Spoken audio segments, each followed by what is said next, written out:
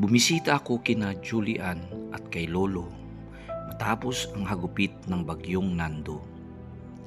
Habang papalapit ako, bumigat ang dibdib ko sa aking nakita. Wasak at gumuho ang kanilang tahanan. Sa isang iglap, nawala ang lahat ng kanilang pinaghirapan. Napakasakit makita ang ganong ayos ng kanilang bahay. Ako ay puno ng takot at si Lolo napilit na itinatago ang kanyang lungkot. Diyos ko. Uncle, kumusta? Ala, anong nangyari sa bahay mo, Uncle? Ala, sorry. Gusto kong pumunta ng Baguio pero hindi ako nakapunta agad. Diyos ko, mga kababayan.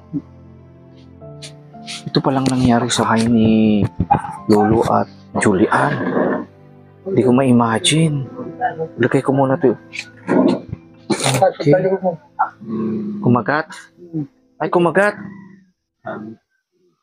Ala, Diyos ko, anong nangyari, Uncle? Hala. Hey, Uncle, tingnan ko muna. Why? Ala. Malakas kasi ang hangin noon. Pati...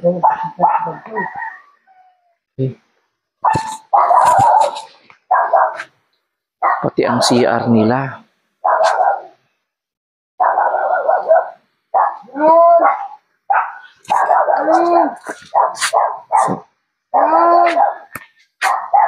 Hey,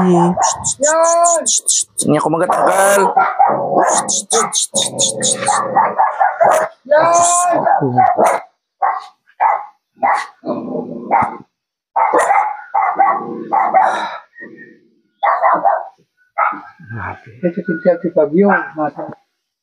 Hindi ka kagat yung aso?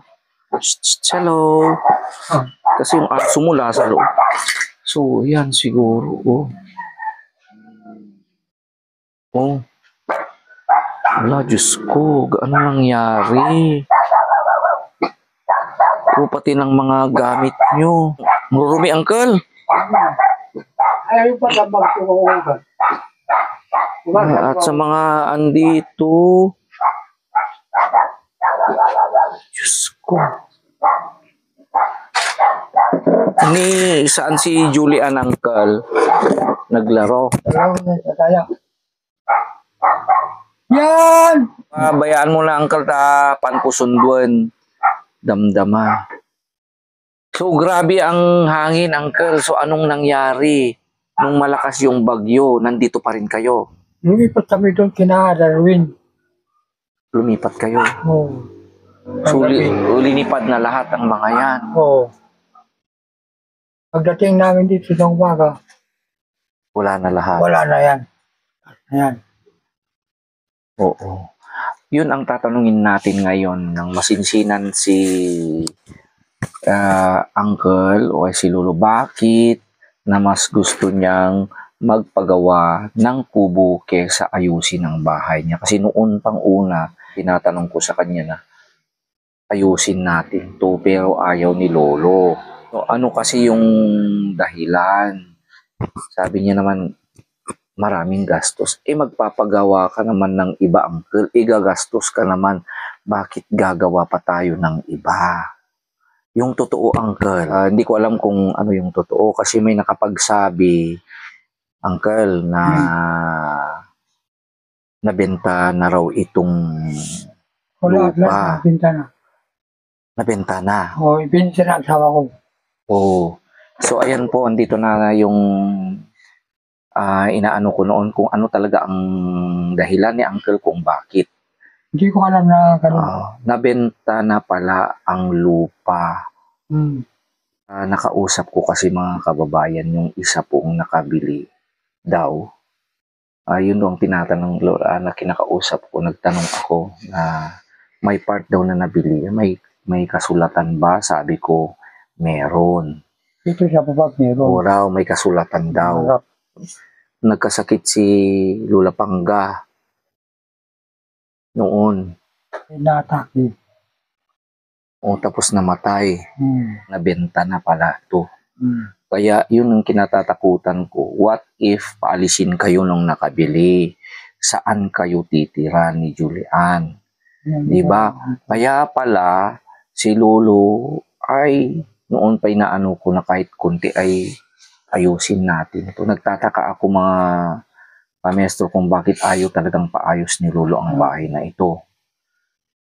Kasi talagang inaanay na lahat. Although gusto ko po anong una na kahit papano, kahit sa kunting kakayanan po sana ay unti-unti sanang ayusin ito. O kaya halimbawa magkaroon tayo ng sponsor na gustong tumulong kay Julian. Yun sana. So sa makatuwid mga kababayan, yun pala ang katotohanan. Kaya pala. Kaya, nabili na lahat, nabinta na ito. Pero pag nagawa ko, na yung kupo ko, lilipan na kami ni Julian doon. Para na dito. So talagang lilisanin nyo na ito, Uncle. Doon na kayo sa kubo. Talagang wala pang data. Pipili dyan akong dalawang plywood. Wala pa naman ako. So, mayroon ka pang lupa doon niya, Uncle. May lupa pang natitira si Lolo doon. No, kung saan doon ka na magpapatayo ng kubo. Oo. Nakatayo na. Ay, may Tapos na. tumayo ng kubo. Ba't di mo sinabi, Uncle, na yun pala ang plana, Di sinabi ko naman doon ako magpatay ng kubo. Pintahan namin bukid. Oo, akala ko kasi joke mo lang yun. Hindi. Hindi ako, sabi ko ng joke. Akala ko kasi, pinuntahan namin yung pinakita ni Lolo yung lupa noon. Doon may lupa pa ako dito. Akala ko kasi ay hindi pa desidido si Lolo nga magpagawa ng Yung mga atit niyan, gawin natin puro na kubo. Nawa ko. Wala pang datar kami. Wala akong pera. So bali na-start na, Lolo. Tapos na lahat. Yung tumayo na. Sinong tumulong sa iyo? Yung mga pamangkin ko na. Kung magkaroon ang araw ninyo, tuloy nyo papayaran pag nakapira ako. Pag nagkapera ka, paano kung wala ka ng pera? Magtitiis sila. Magtitiis sila. Paano kung mawala ka na? Makakabayad ka pa.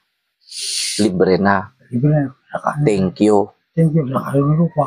Sa kanila yung tarong. Baka na ako dyan na. Wala na ako. Baka na ako dyan sa kubo at sa lupa. Paano naman si Julian, Lolo? Pinaproblema ko eh. May lupa ko doon sa patang ng istilan ko sa laon. Pinipinta ko ng 50,000. Ang may gagawin siya. Ay, may lupa ka pa doon. Oo. Tapos, Ibinipinta ko ng 50,000. ibibenta mo. Bakit mo ibibenta? Kaya ito na ibigay yung pera. O, Julian, di wag mo munang Ang ibibenta. kaya nga problema. Yung bata, hingin na hingin sa akin. Oo. Ay kung wala. Kasi Lolo, nung last na pumunta na ako, di ba? Na lang binibili ko na lang yung babaunin ng bata. Di ba? Nang sa ganun ay may kakainin siya. Kaya ngayon, mayroon din tayong para sa kanya kung babaunin at ano pang kailanganin ni Julian. Okay, pero hanapin ko muna si Julian, Lolo. Kasi katatapos ng bagyo, kaya yung babaunin na lang ni Julian ay bumili ako. Yung alam kong kakasya siguro ng ilang araw yun eh. Tinansya ko halos mga pwede yun sa 15 days. Yung baon na kinuha ko. Diba pag pupunta na naman ako. Paano naman ang sitwasyon nyo ngayon dito? So dito pa rin kayo natutulog? Nung kubo doon, wala pang datar. Pag nagkapira ko, Pila akong dalawang plywood. Tawag So, kailangan ng plywood. So, pwedeng puntahan ko yung kubong sinasabi mo. Pero bago ako pupunta doon, Lolo, kukunin ko muna si Julian. Tapos, pwedeng ayusin natin ng konti, linisan natin yung konti ng bahay mo.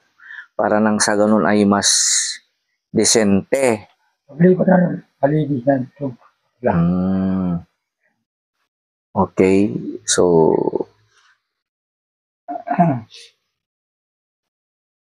Wala ko. okay. Ako nalinisin yan. Kung balik tayo sa kabila, Hindi, Lolo, ganito. Total, nandito pa naman kayo. Lilinisin muna natin ang bahay mo. Aayusin natin. Kasi ang dumi-dumi. Kasi baka pag-anuhan na ng ahas ang bahay mo. Total, nandito naman si Vince at si Romnick na kasama ko. Pwedeng puntahan ko muna si Julian, Lolo. Kung tingnan ko muna siya. So,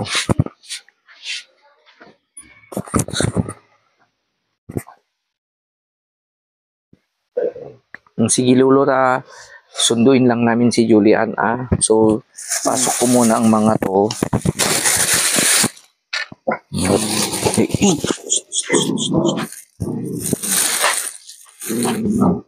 Dito ka na, Lolo. Ako nang pumunta doon kay Julian.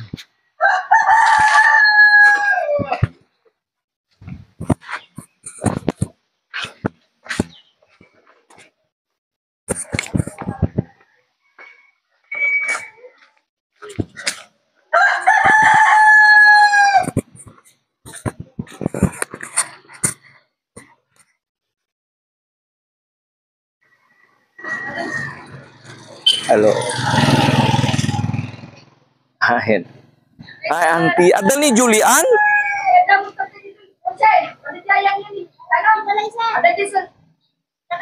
Mabali nga ayaban?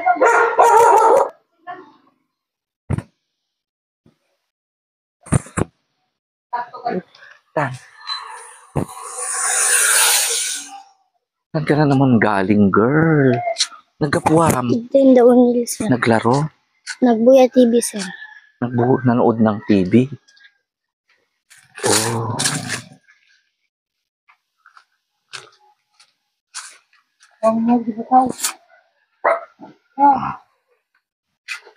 Oh. Ay, Diyos ko.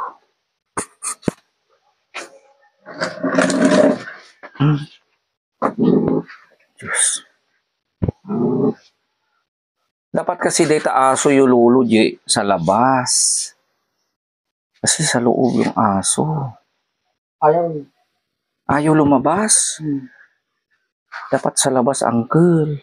Oh, kumusta ka, girl? Okay lang, sir. Okay ka?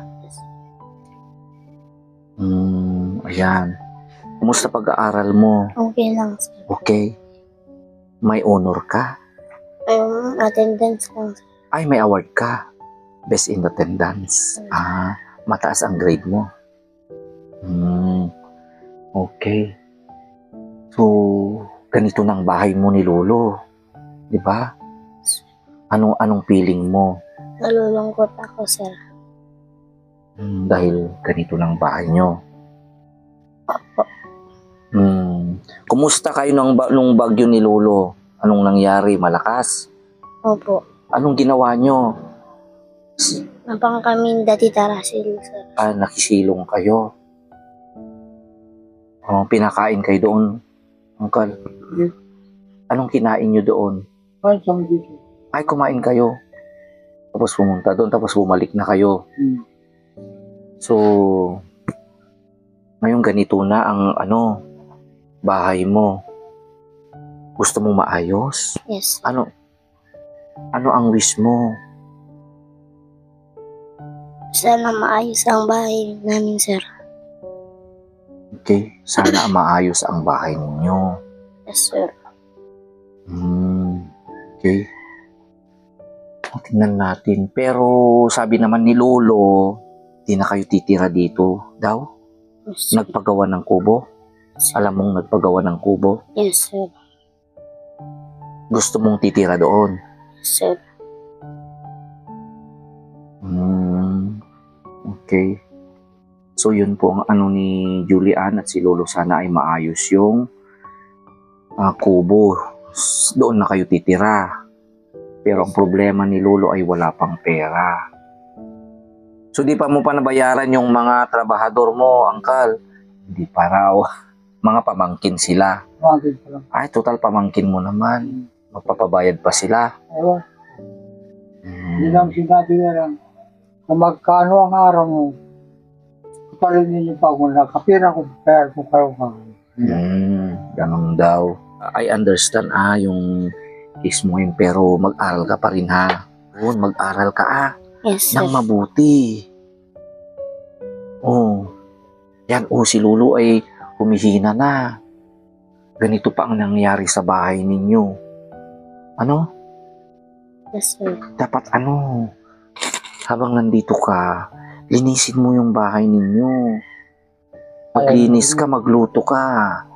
Kasi malaki ka na, nakakahiya kasi dalaga ka na. Ha? Hindi na kaya ni Lolo ang maglinis. Dapat ikaw ang maglinis. So habang nandito ako, maglilinis tayo ng konti. Makinig ka kay Lolo mo. Ayun na. Yun talaga ang mahirap. Kasi walang tumitingin mga kamestro. Si Lolo lang, nandito lang naman. Nasa siya kasi taon na talagang laro-laro. Di pa na niya iisip ang mga bagay-bagay, kundi paglalaro lang.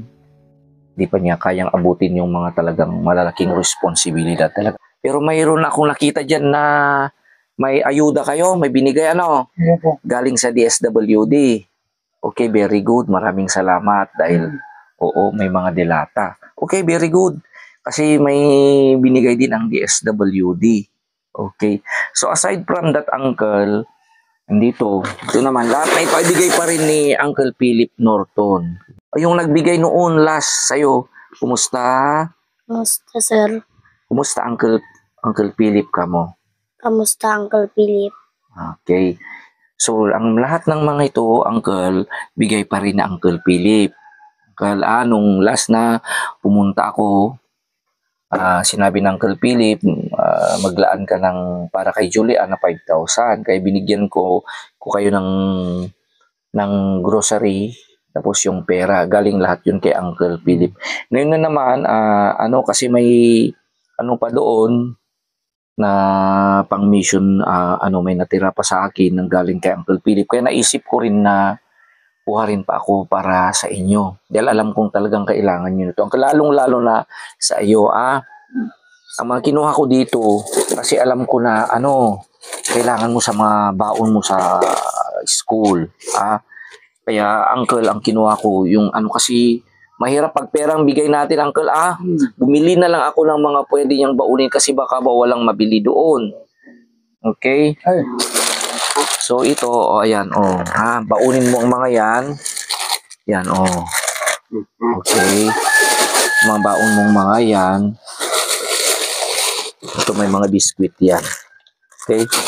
So, maraming biskwit. And then, also, ito rin, may kinuha rin akong ganito. Okay? Para wag kang bibili ng mga soft drinks kung may pera ka. Dito pa, okay? So, Uncle, kumuha rin ako ng mga noodle at pansit canton. Kasi at least may lulutuin. Halimbawa, kung may dumating pang bagyo, at least may supply pa rin kayo. May mga dilata dyan. Yan, may mga dilata. Si Uncle, may parang chocolate, mga corn beef, Uncle, yan. And then also, yan, Uncle, may kape ka pa, Uncle? Wala ka ng kape? Ayan, tingnan natin talaga. Super smiles, Uncle. Parang matagal ka nang di nagkape, Uncle. Okay. And also, may mag-Milo at maggatas ka. Okay. So, aside from that, yan. Tinapay, Uncle. Magtinapay kayo at may palaman. Ito, sabon na malaki. Para maglaba ka, Uncle, sabon. And then, ito, Uncle, itlog na isang tray. Oh, itlog. So, ayan ha. Oh, anong gusto mong sabihin kay Uncle Philip? Uncle? Thank you very much pa. Kay... Uncle Philip. Oh. Thank Uncle you very Philip. much. Oh. Smile ka. Masaya ka. Yes, sir. Masaya ka. Okay. Siguro ko, baka mag-thank you ka kay Uncle Philip. Thank you, Uncle Philip, sa mga regalo mo sa amin kay Lolo. Oh. Ano pang kulang dito, Uncle? Sa kusina? Tingnan nga natin mga ano. May bagoong na sila. Ang kulang na lang ay ano, wala silang mantika, suka at mga iba pang pansahog. Ha? So, ganito ang mangyayari, Uncle. Uncle, pwedeng linisan namin at ayusin namin ang kusina mo habang pupunta ako sa store. Kukuha pa ng ibang kailangan nyo. Okay. O sige. Tal, nandito naman sina Romnick at si Vince. Okay.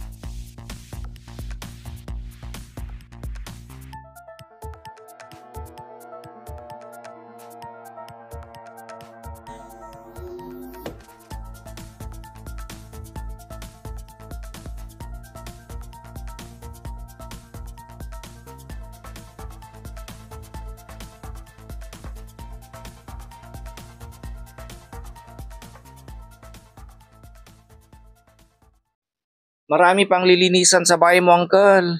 Hmm. Pero at least malinis na lang kunti. Tama na. Palitin kami. Kailan ka aalis? Kung mapagyan ko ng katardot, ako ko araw, piti. Yan natin kubo. Yan natin. Kubo ko. Wala. Tingnan natin. Puntan natin yung kubo mo. Hmm. Talagang may ginawa, Uncle? Talagang aalis ka na dito? Pag nagkaroon, walang gusto ko. Di ba tulog, tulogin ko yung iba. Walang gusto niya. Kahit ano sana, Uncle, habang nandito pa kayo, kung talagang aalis kayo, dapat malinis pa rin at maayos ang bahay niyo, Julian. Ano? Para tirahan ng para mas rin kayo. May aso dito sa loob, tapos marumi pa. Talagang kawawa naman ng batang to. Hindi ko talaga maisip na. Ako na lang ang pupunta doon sa kubo mo, Lolo. Hindi yung alam mo. Para di ka na... Imbes ba ka ito? Samahan kita. Samahan kita. Huwag na, malayo. Kami nang pupunta. Okay? Hmm. Dadaanan ko na lang. Pupuntahan ko yon. Wala pang datar. Wala pa daw. So, titingnan ko. Bago ako aalis, ay dadaanan ko yung kubo na sinasabi ni Lolo. Yun po ang nalaman natin sa araw na ito na ayon kay Uncle, talagang nabenta na pala ang lupa kung saan sila tumitira. Kasi yun din. What if pinaalis na kayo nung nakabili? Di ba, Uncle? Hindi, ako na lang, Uncle. Balik ka umayon. Huwag ka nang sumama, malayo. Wala pa lang. Gusto mo talagang pumunta tayo? Okay, mapilit si Lolo. Yan. Tingnan natin yung sinasabi niya na pinagawa niyang kubo kung saan na raw sila titira. Pag naayos na. Pinuntahan namin ang naturang kubo. Nakita namin ang barong-barong na nagsisimula ng maging kanilang bagong tahanan. Habang papalapit ako, hindi ko maisip na dito na sila maninirahan. Mga yerong pinagtagpi-tagpi, mahangin, at halos walang proteksyon. Sa loob, walang mahihigaan, kundi ang lupa. Habang pinagmamasdan ko si Julian, hindi ko maiwasang mangamba. Ano na lang ang kahihinatnan niya kapag dumating ang panahon na wala na si Lolo na kanyang sandigan. Ang batang ito na ngayon pa lang ay pasan na ang bigat ng mundo. Paano na sa mga darating na bukas?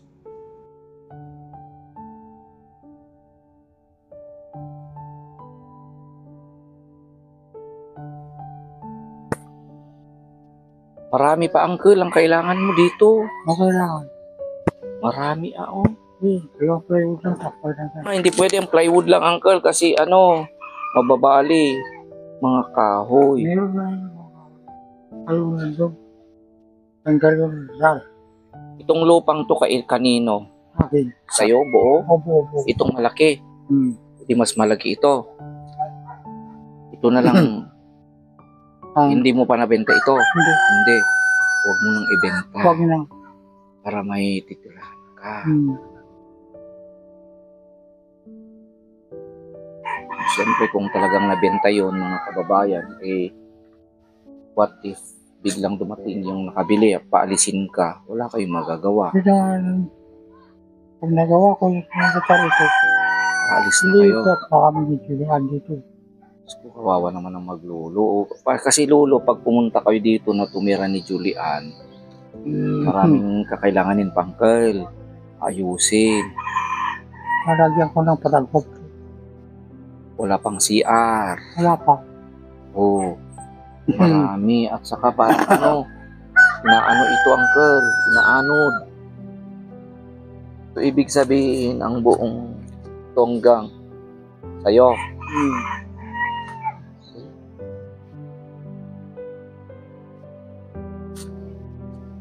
Tingnan ko kung ano magagawa ko, Uncle, Kung halimbawang dito na kayo, tingnan ko kung paano kita matutulungan, Uncle, Okay. Halos hindi ko na maihakbang ang aking mga paa sa pag-aalala at sa sobrang pagkaawa para sa kanila. Naisip ko, paano kaya sila magsisimula ngayong walang-wala naman sila. Malaking epekto nito para sa pag-aaral ng bata. Ngayon nauunawaan ko na kung bakit hindi agad pinagtapat ni Lolo ang tungkol sa pagkabenta ng kanilang lupa. Dahil na rin sa sobrang kahirapan. At dahil matanda na rin siya ay hindi na niya maalala pa ito. Pero nananalangin pa rin ako na sana ay matulungan sila kahit papano. Okay? So, Uncle, hanggang ada ka pala dyan, Uncle, ayusin kita lang, then tingnan natin kung anong magagawa ko para matulungan kita, Uncle, Okay.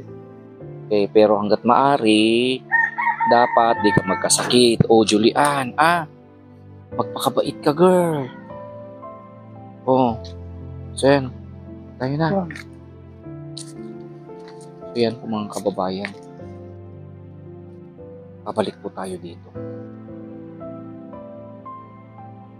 Pa rin ang ating maestro nagsasabing, I love you today, tomorrow, and forever.